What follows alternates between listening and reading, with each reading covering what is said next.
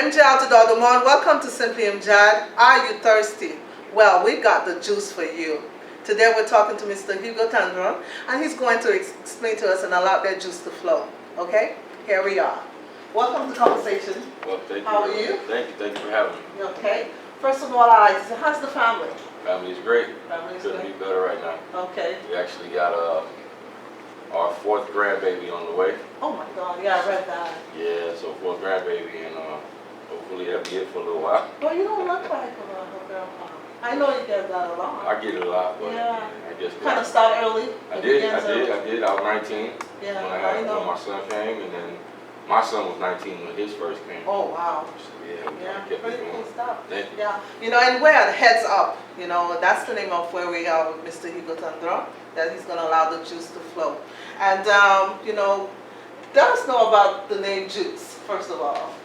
Well, I mean, if you know a little bit of Spanish, you know that juice in Spanish is Hugo. Yes. And so I used to get it mixed up in, first grade, second grade in school. And as far as back as I can remember, I think it's like first, second grade. So they used to mess with me and call me Hugo. So that's how the name Juice came about. So I've been Juice since I was and you just keep on flowing. It just kept going everywhere I went. It was Juice. So I was like, all right. I mean, at first I would get bothered by it, but after a while it was kind of cool. So I had my little name. It's like when you take your pain and you turn it into something amazing. That's right. Yeah. That's right. Yeah. Just go with it. Okay. First of all, we're here. I'm going to ask you, what inspired you to become a barber, first of all? Honestly, my mom was a beautician. So she worked at unisex. Back then they were called salons. Back then they were called unisex. And she always had clippers and stuff laying around. And I used to go when I wasn't in school or something like that, and I couldn't stay home alone or something. I was young, and she used to take me with her. So I was always around that scene, but I never really messed around with it until I started wanting to get. I remember it was about maybe like 82, 83. It was the breaking days, those days, and I wanted to get the haircuts that I would see on videos and movies, and she was like, "No, those are for hoodlums." She's been a mommy. Yeah, she was a little overprotective. No, it's for hoodlums. So I started grabbing the clippers and started doing my own thing. Wow. So that's how I kind of got started doing that. But that's how I got started on messing around with that. But then afterwards, I kind of like doing it and kind of like changing people the way for the better. So, that's how I got it. Yeah, and today I see, you're wearing your hat, which is a very nice hat. Yeah. But I know there's something you said that here you wear many hats. And could you tell us a little bit about, I read it, but I want our viewers to hear the many, many countless hats that you wear every day here. Well, as far as me, myself, I wear the hat as a psychologist? Yeah, everything. Counselor? Counselor, psychologist, marriage counselor. Friend?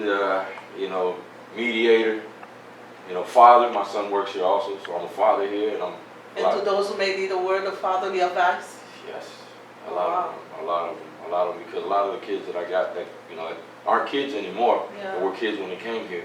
They came from broken homes, and they came. I gave them a chance because I know how important that is. When I was coming up, a lot of people didn't give me chances, so it took me a long time to get where I wanted to be.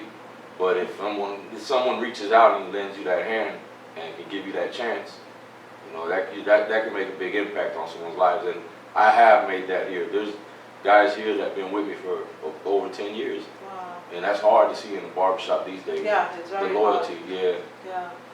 So, and there you were at a gang, correct? I mean, a label or hanging out with the crew. Yeah. That can be a label again, because pretty much like today I can say my crew, I'm with my gang. Yeah. So it depends the label we put on it. Right. And, remember the gangs. I'm real familiar with it and stuff. Gangs back in the days was a little different than what they are now today. Right, and then gangs in Miami were never really like how they were like in the West Coast. Those guys are born into gangs over there. Those are turf wars. That goes generation. Yeah. Here it was more like well, we're all from Carroll City. So wherever we go, we'll go to Kendall to a hangout or to the fair, and they go to Carroll City. 69th Street, boys were there, 41st Street, 32, all that. Paddle-in with Carroll City High. Little Haiti, all of that. So that's how we. It was kind of like cliques. Yeah, it was like that. From different neighborhoods. Yeah. So pretty much, but there are some things. There are times that you would have straight and not do the right thing. Correct. Correct. Yeah. And how did you, because I know you had a loving family, a mother and a father. That pretty much I want to share that because to let people know that at times, even when a child gets in trouble, they're so hurried to say it's the parents. No, it's not always the parents because you have amazing parents. In my case, wasn't. I don't come from a broken home. Okay. My father took on a second job just to put me in better schools because he knew that I wasn't your average child. I was a little on the wild side. So we all have a little wild side. Yeah, definitely. Like me and my brother, we're totally different people. It's like we're not even cut from the same cloth. Wow. He was real, good scholar. I was the street one, and we came from the same house, same neighborhood, same parents. So it's just within you. Yeah. And I had no need to do the things that I used to do. It was just, I guess, the weakness that was in me. I was weak, and then I followed. And that got me in trouble a lot. And perhaps maybe to sometime is the test before the lessons, and God was preparing you for something. Correct. Very correct. Because there's something great in you. Once you see you've come to the point where something is great and everybody can see it's like, wow, now today you have this amazing place here at HeadzUp. It takes a journey. No one knows exactly what you went through. I think to get there. You're right about that. I think that every step I took, everything I got in trouble for, was all makeup for the steps that I had to take to get to where I am today. Wow. So things that happen in your life happen for a reason. People who cross your path for a reason. You speak with such honesty, and I'm I feel very that. honest with that. Yeah. I feel that. I believe in that, like, really highly. Like, things do happen for a reason. Yeah, you're one of my ordinary, extraordinary people. Thank you. Yeah, that really live extraordinary lives. And people might think, you're walking around, when people label, my brother is covered just like you in tattoos, his beard is and love, the stuff I have. And people don't take the time to see the extraordinary in that person. And pretty much that's why I'm here today, to have conversation with you. Thank you. I'm not here to interrogate and have an interview. I don't do that. I'm a conversationalist. And that's what it is. I like that. Yeah. I've had them different ways, and sometimes I do feel like I'm getting interrogated. Yeah. I'm like, don't put me on the spot. I feel like it's on today, me. I felt a little bad today. We walked in on your breakfast. That's no. I feel a little guilty. I just got to get that breakfast in, because if I don't, then it'd be long hours standing behind that chair, cutting and servicing people with a hungry stomach. So yeah, okay. And we're going to touch a subject matter, and that's perhaps really, really, I don't know, to take us back. There was once upon a time a night that a gun was pulled out on you. You almost died. Can you take us back to that night, what it was like for you, and I hate reliving that moment, because it gives me goosebumps. Yeah, I can see. My eyes water and everything. Yeah. Because I really feel like I was given a second chance. I really do. We were just hanging out one night, and I'm not going to disclose the place, location, the dates, or anything like that, because I don't know the outcome ever happened. And it was just an altercation. And there I was the first one to jump. I was the first one to do something, because that's who I wanted to be. Yeah, I wanted to be that guy. And remember hitting the dude hard over the head with a brick, and he happened to drop a semi-automatic gun, like a Uzi, Tech 9, something like that. And I remember just freezing, and I froze, and I remember hearing, kind of like in the background, everybody's like, run, run, but I couldn't run. I just froze. You think, and you watch these movies, and you're like, you see it, why don't you run? Yeah. It ain't like that in real life. It was a movie that was played out right in front of you. But when you're watching the movie, you're like, he's so stupid. He saw that the gun fell. He should have just ran. That's true. People do that all the time. I've done it. Guilty. But when you're in that situation, that predicament, your mind tells you something, and your body tells you something else. Because my mind was telling me, run, get the hell out of there. But my legs and my body was like, I can't move. So the other guy that he was with happened to pick it up. And when he picked it up, I just remember seen the death in his eyes.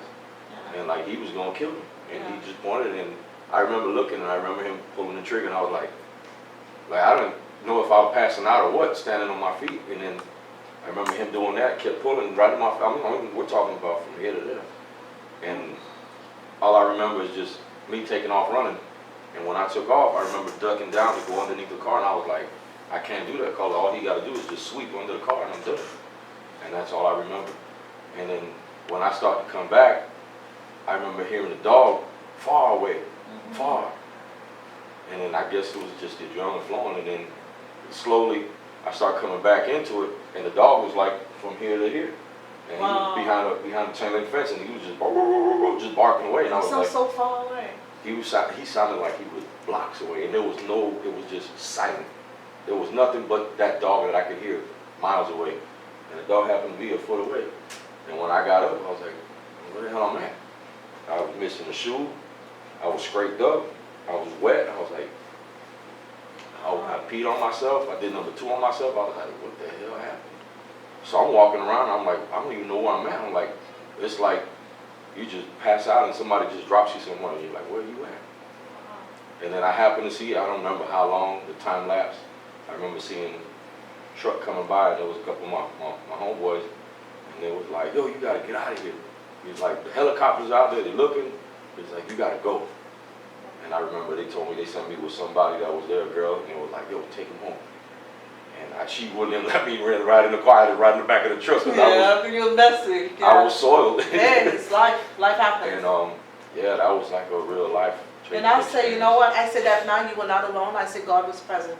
Your angel was definitely there for you. Most definitely. You know? Most definitely. I know. And I still didn't straighten out. Yeah. I straightened out a little bit, but I still kind of kept. And then there was another instance where, I got in trouble with the law, and we was charged with an armed robbery, and by the grace of God also. Yeah, I know everything that was dropped. your papi was in the courtroom. Yeah, he was. It was a TV court, so it was circuit court, so he was somewhere else, and I remember me telling him, look, I'm locked up, and I was telling him why I got locked up, and I told him, it was just a fight, And then when he was telling the judge, and the judge was like, no, sir, they're lying to you. That was an armed robbery. They had a gun about that crime. I don't even like it. Talk about it. Yeah, I know. That hurts. But you know what? Your transformation is for others to see, young men out there. I've worked with juvenile justice. I've done a lot with them. And they need to know, and it seems like it's not getting better based on what I'm seeing and reading. They're getting younger, man. Yeah, younger. Younger. Yeah. They're younger and bolder now. Yeah. So. And then the respect level ain't there before, because when we used to do things out there, we used to stay away from women, elderly, and children. And now there was a code. There was a code. There was a code on the street. Wow. So you don't mess with the elderly. You don't really mess with the women and children. Like, by all means, like, leave that alone. Wow. If there's a child, step away. I know for some of you that may say, oh no, everybody counts, life matter. But yeah, what he says too, it makes a lot of, there's a lot of strength in it. There's a lot of power in it. And in every realm, there's a code. So then we're going to take a short break, and we'll be back and allow this juice to flow with us with Mr. Hugo Tandron. We'll be right back.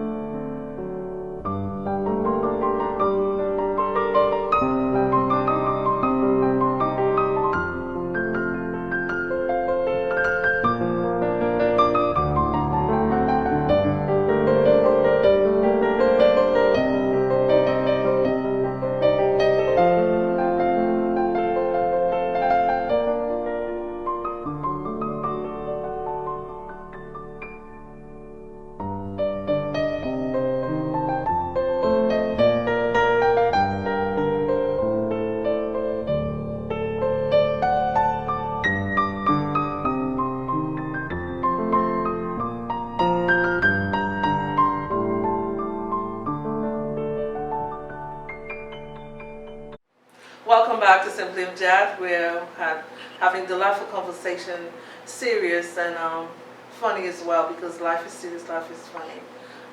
The balance is required. And our juices continue to flow here with Mr. Hugo Tandron. Okay? And tell us, as a little boy growing up in Cal City, what were your dreams, you know? What did you believe in or you would be at that time? Wow. You took me back. I grew up on 193rd and 29. It's the Leslie Estates, I guess, section, Cherry Bay, which is over there by the stadium. And it was a predominantly black neighborhood. And I think, as far as I can remember, there was only 2, maybe 3 Hispanic households. And it was tough at first, you know what I'm saying, because you try to mix in with everybody. Growing up back then, I mean, it was good, it was fun, you know. I was never looked upon being a different color, different race. I thought I was black until I was like 10 years old. So they told me, nah, dude, you're not black. It's a beautiful thought. Yeah, because you know what, we all shared food, we all shared drinks, we all drank out the same water hose. And we all bleed when we fall. Yeah, we all played together. I never encountered any such thing as race. You know, I didn't know. I thought we were all the same. You have amazing parents, you know that, but, right? Yeah, they are. Yeah. They really are. And my dad's side of the family are real, you know, they come from like the black part of Cuba. You know, like my dad's brothers and sisters are real dark. My cousins are like real dark. And then my mom is, you know, she's real fair skin with green eyes and blonde hair. So that's, you know, the balance. Yeah, we got, yeah. And so, you know, I see my cousins and stuff, and I just thought I was just a lighter shade of brown. Yeah. Pretty much all it was. We had fun growing up in that neighborhood. There was a big empty field, which is like a park, had barbecue pits and stuff, and we played football there all the time. And I was pretty good. Yeah, I heard you wanted to play football. I was pretty good, and I always had, you know, inspirations of being professional football player. That's what I wanted to be. Kids want to be cops, kids want to be firemen. I wanted to play football. Play ball. That's what I like. And then what intrigued me about that, there was always older kids, and they had the big Cadillacs with the 30s and lows, and you know, they had the women, and they had the gold teeth. The boom boom and the bling bling. I was like, that's what I want. Yeah. Wow. You know, so that's what attracted me. And at a young age, that's what I was like, you know, put gold in my mouth, and my dad was like, what you doing? You gotta get that out your mouth, you know, and like, you can't do that. And I was like, man, you know, and this is what attracted me. And then it was always, you know, the drug selling was out, you know, the fighting, the murders, you know, you always heard there was a dead body behind the house one time in the back alley. So, you know, we was kids and we grew up around that stuff, but I wouldn't trade my childhood for nothing. I loved it. I loved it. I loved it. Every bit of it. That's what it is like in life. We need to own our errors and recreate from them. And as long as sometimes people try to hide the past, you don't get stuck in the past, because I don't believe in getting stuck in the past now whatsoever. But I do believe that you can give presents to them and recreate from them. And that's what you're doing, which is a beautiful thing and amazing I love going by the neighborhood, and sad to see. You still go by there? Yeah. Wow. Ain't nobody left over there that I know. Oh. Nobody. You know, the house is still standing, terrible. It's destroyed, you know, but, you know, it's a whole different world out there now. Well, at this point in the program, I brought you a little humble gift. Oh, man. Yeah, very humble. And the pink represents the pink chair that your mom gave you. You really did your homework. Oh, yeah. I'm into people. Thank you. Open it, please. And yeah, you need to open it and read it.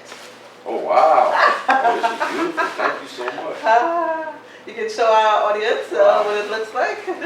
Thank you. Go ahead and read it. It's all on you right now. Wow, oh man, you really got into it. That's what the Lord was saying. Read out loud. I'm not great in reading. Here, I'll let you read. Yeah, please read. Oh, don't be emotional. This big guy is emotional. Yeah, I don't want my voice to be cracking. Okay.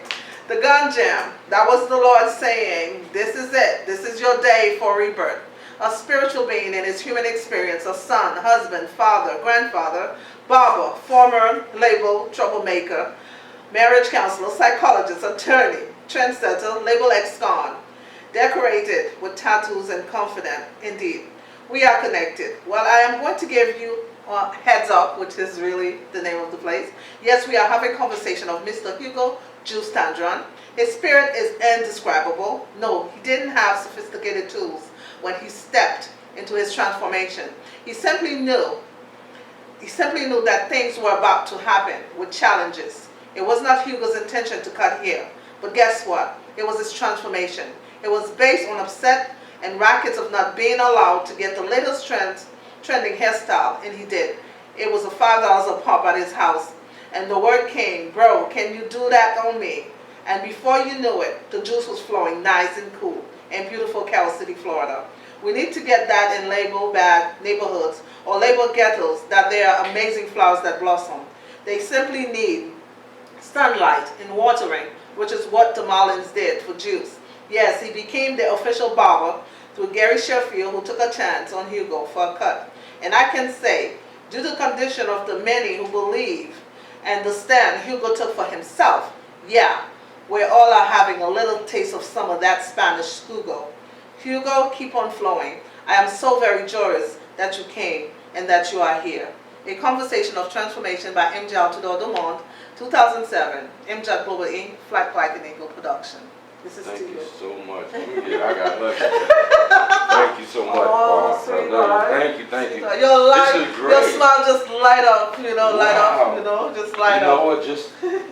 This is to put, I know this is not like the big things, but you can put it next to your little Marlin, your big Marlin pictures. I want to make a copy of this because I want to put this at the other barbershop. Okay. So I really want to put Yeah, that. we can mail you one if you want. We can mail you an additional copy. Yeah, because I would like to really put that up at the other barbershop. Yeah. In the stadium, and I like the players to read that stuff because a lot of people don't really know where you come from. Yeah. A lot of people just, they come in and they see this big fancy place and this and we're doing good and we pumping customers in and out and they're like, oh well, you got the Marlins and all that. Yeah. No, like that, man. I'm here. I'm not man. looking for the so-called celebrities. I've done that as well, and I don't turn anybody away. But the label people that people say are regular, ordinary, I believe they have extraordinary life, and they need to be given presence as well. And that's what I'm about. That's what I'm about. Thank you so much. And you mentioned in my book, A Conversation of Transformation, we had you. So when the book comes out, you can tell you boys, pick it up. There's more to read about you. That is great. These are my thoughts of you. That's great. I didn't let it to what the media, say to me. You know what? Yeah. This is honestly by far all the interviews and stuff that I've had and the stuff that was given. Oh. By far the wording Yeah. was on point. Yeah, that On pink point. chair. I want you to put that pink chair on eBay because I know That you're gonna pink get chair. some money for it. You know Some what? serious money. That pink chair got real posted black. Oh my God! Yeah, it got real posted Wow. black. It was hot pink just like this. Yeah, that's why I brought the bag. It was hot pink just like that, and it was old, and I gave it to he was like a mentor. We grew up together since we were like 7 years old. Okay. Comrade Blake, if you hear me out there. So Yeah. he's a very good friend of mine. And I wouldn't mind having a conversation with you, Conrad. Conrad, we grew up in the same neighborhood together, and we kind of went separate ways afterwards. He went to Philly, he got a scholarship, went to play. Yeah, he went to wrestle. He was wrestling. And, that seed, you just keep spreading that seed. yeah, he got a scholarship and went to college, and I got a scholarship on the street. Wow. Hey, you know what they say, it doesn't, knowledge, knowledge is And powerful. you know what, we both have great families, we're both doing what we love, which is barbering. And he was a big part of me becoming a barber also, because he really kind of like, man, you can do it, go ahead and do it. Yeah. Because it was just, and I'll tell you what, out of that neighborhood, in that little circle, I'm talking about it within 30 houses, there was 3 great barbers that came out of there. Wow. See, I would say that what the things that you got into, there's a quote that said that, they thought that they can plant you, but you will see it, so you grow. Yeah, that's You wow, grow. that's You're in awesome. charge of your life. Yeah. And you are perfect example that, it's not where you come from. It's not, the language you speak. It's not the way you dress. It's about that amazing soul, that light. Thank and you. I see it in your eyes. Thank I you. feel God's presence right here. I do And too. I'm so happy right now where just Thank you not to so say the other people are not into No, God, you're right. but I just feel like it was my time to have this conversation with you. This is And you great. have the tattoo blessed, I don't know Very. if you want to show it, let Very, everybody very, see it. very. It's here. It's Yeah, here. It ain't going blessed nowhere. on that. He's blessed. He's not lucky. No, That not night he was blessed. Okay, what advice would you give to a little boy or girl who may be watching? Because she might end up wanting to cut hair as well. Because I play soccer, I play basketball, I climb trees. So yeah, what would you say to them? Yeah, You can look right in. You know what? To be honest with you, whatever you set your mind on, you have to be determined. You know, people say, well, you knew. I was like, you know, you were positive. I said, I wasn't positive. I was determined. I knew that whatever I did, I was gonna make it. Yeah. You know, and I said, oh, I just didn't make a little makeshift barber. I made it like a barbershop within the utility room. You know, I did it on the front porch. I had my little stuff and I had my sprays, and you know, from day one, I always took it serious. And what good things will happen? People were coming out of your house. People thought it was some illegal action because people were just coming to get their haircut. You are assuming. Let me tell you, 1991, 92, wow. I remember coming out my door. I used to work for the county, and I had a county vehicle. And I remember coming out my door, and the police were there, but they were plainclothes, I guess, detectives. Wow. And he showed me the badge. He said, "Get back in the house." I was like, "What's going on? Why are you searching my garbage?" Jeez. I didn't know what was going on. And then I come, you know, years later, I come to find out that a lot of the neighbors, I was the youngest homeowner there. I was 20 years old when I bought my home there. You know, by the grace of God, because they messed up and they approved us, and we weren't going to get approved. So we got approved, and me being 20, my wife 21, and my son. You went after enough the woman. Yeah. Oh, I love you. But honestly, she's been great. She's been the rock. Yeah. She's the one who kept it. She's the backbone of this family. Without her, she's the realest. Oh. And people were saying. Was there even an apology for coming to harass you? No. And you don't need that. No. You got you. Yeah, I didn't need it. You know. But then I find out that the neighbors were saying, you know, there's got to be, you know, there's cars pull in, and an hour they pull out, another 2 cars pull in, they pull out. They don't know what's from the outside looking in. You're like, what the hell going on over there? They don't know. The last thing they thought I was cutting hair. How about reaching to your neighbor and say, hey, how are you? I seem to see that there's a lot of cars. I did. What's going on? No, I mean them. I know, So but like, I did, but they didn't want to have nothing. They would ask me, where your parents at? And I was like, they live somewhere else. So you just live here? But I was a kid. You know, I was 20 years old, and I must have looked like I was paying bills. I was paying bills. Yeah. I was paying all my bills. Exactly. So that makes you a mature individual. And I was taking care of my family the right way. Exactly. My wife was a diabetic, and when she got pregnant with my daughter, she was high risk. So I had to take on another job. So I tried to get another warehouse job, and then I was like, I can't do it. So I just started cutting hair more and more. And then my friend told me, like, man, make some business cards, and I spread them through school. That's when it blew up. I had kids coming from American High, Carol City, Hialeah, HML. It just blew up. I gave out 1,000 cards within a week, and I got 30, 40, 50 clients. Wow. It was just nonstop. They beat me to it, and I get to the house. I'd get to the house, and it was already lined up. I was first, I was second, I'm third. I was like, I'd be cutting hair till 2 in the morning. This morning when I walked in, you didn't even realize we were there. No, I didn't. And there was such didn't. peaceful joy just walking to get your breakfast. It's almost like, you know, I bring my own this eggs. is me. Oh, your own eggs. It's like, eggs. this is just me, and it's okay. And whatever the day comes, I'm already here. God is present with me. That's what I got. And I said, just look at him. You know, just going around, you know, just walking. I noticed y'all were there, but I thought y'all from like the rental place. Oh. But I'm very aware of my surroundings. Being on. Coming from where I come from, you know, you got to be aware of your surroundings. So I make sure that I know you guys were in the grave. Yeah. So I make sure I look at, you know, all the cars and stuff. I might sneak a peek if something look fishy. I might go around and look at the I never tag. drive the same car twice back. Street. Oh no, I got someone taught me, my best buddy. Well, you know, if you could take us, you know, real quick, if you could speak to that 15, 16-year-old Hugo, what would you say to him? Just keep God close to you. Keep him very close to you. Yeah, it was God that did this for you, and keep on doing it. Yeah, I honestly back then I didn't see that it was God. My mom. A praying mom. My mama was I've praying. got one too, thank you. My mama was praying for me, and you know, prayer. Yeah. You know, and then stay away from. If they ain't good for you, stay away from them. Because that was my downfall. Yeah. My downfall was, I'm a true friend and I'm there for you and I'll take a bullet for you. And I took not everybody else for you. And I almost took a lot of bullets for a lot of people. A lot of bullets. I got shot at more than a handful of times. And I'm talking about so close that I heard it right by me a lot of times. And, you know, well, today you're saving lives in a different way. At the end of the day, when I got locked up and I tried to place that collect call, they wouldn't even accept a collect call. So that right there told me, I was like, these people ain't. And that made you stronger too. And that makes you know what you need to sort out. I woke up, and I just really, what people say, and then what Pac said, keep your friends close, your enemies close, and your friends even closer. I mean, your friends closer and your enemies closer. Because it's the truth, and trust no one. Because no one has your best interest but you. For yourself. Well, you got the higher power guiding you, and you're going so far. And thank you so much. You know what? I know that this is just a dream of mine. I said to the Lord, I say, if it would happen for me to take you with me to Haiti, to share your story, and you know, because everyone around the world needs to hear this. People in the United Kingdom, you know, France, wherever, Haiti, Cuba, anywhere in the world, Puerto Rico, anywhere in the world. This is an amazing.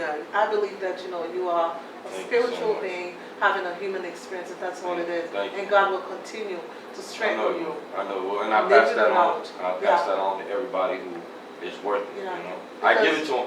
I give it to them. And if they want it, they'll take it. If they don't want it, then you don't force it on them. Yeah. You're in His service. And cutting hair, some may say, well, where's the service in God? It's here. Oh, it's present. It's here. I just, you know, we can't speak politics and religion. Yeah. Because it's going to be, imagine you see there's 10 chairs here. Yeah. So imagine 10 chairs, 10 different people getting service. That's 20 people. 10 more waiting. That's 30 people. Wow. Not everybody shares the same ideas and the same, you know, you can't. Politics and religion has to be. Just don't mix. You know, not in a barbershop. Yeah. Because you're going to get so many different, you know. I don't know much about politics. It's like, what, who, where. Well, I want to thank you so much for being on Simply MJAD. I want to thank you guys for this amazing juice that was flowing on this amazing day here in Carol City, Florida. And oh my God, I'm so happy. Continue to watch and support the barber shop. It's called Heads Up with a Z. So sorry, with a Z at the end, and Carol City. Look it up, HeadzZ, and it will be on our website. You guys come here, even if you have to wait, it's worth it, okay? Until next time, cheers, God bless you.